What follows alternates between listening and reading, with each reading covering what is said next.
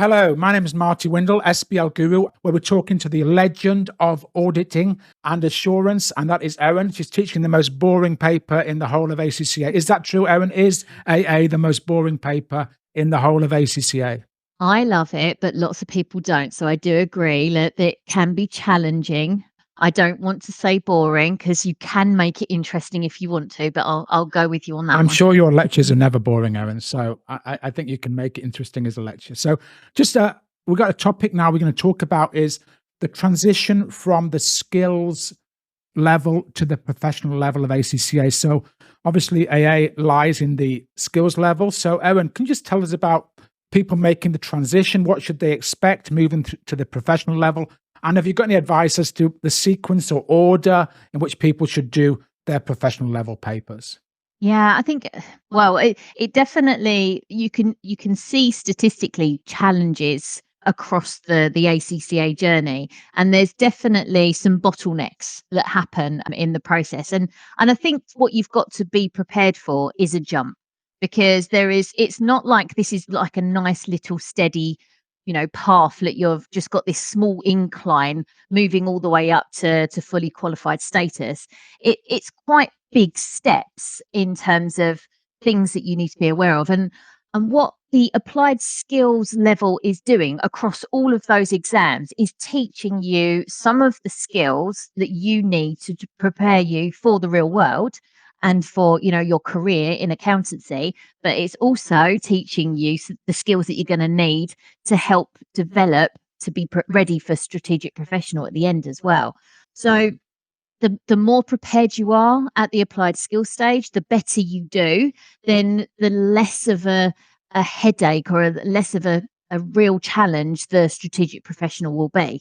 A bit like everything in life, isn't it? If you plan well, if you build those foundations really, really strong, then the house won't fall down, will it? So it's the same thing with the ACCA process. So I think it's important to make sure that you are absorbing all of the information and taking and developing all of the skills.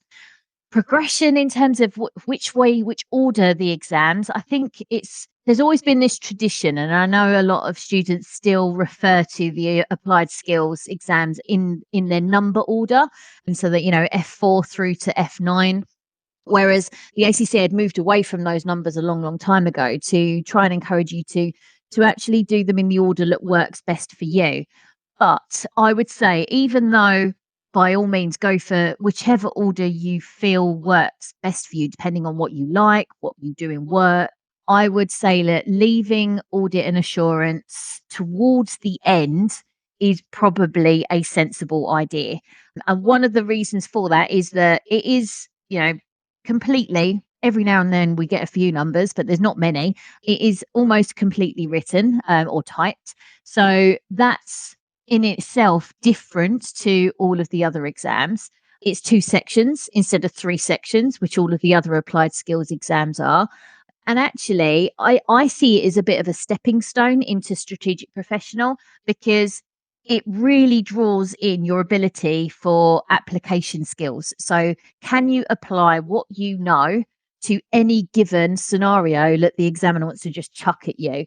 And they do chuck scenarios at you at audit and assurance, and that's exactly what they do at strategic professional as well.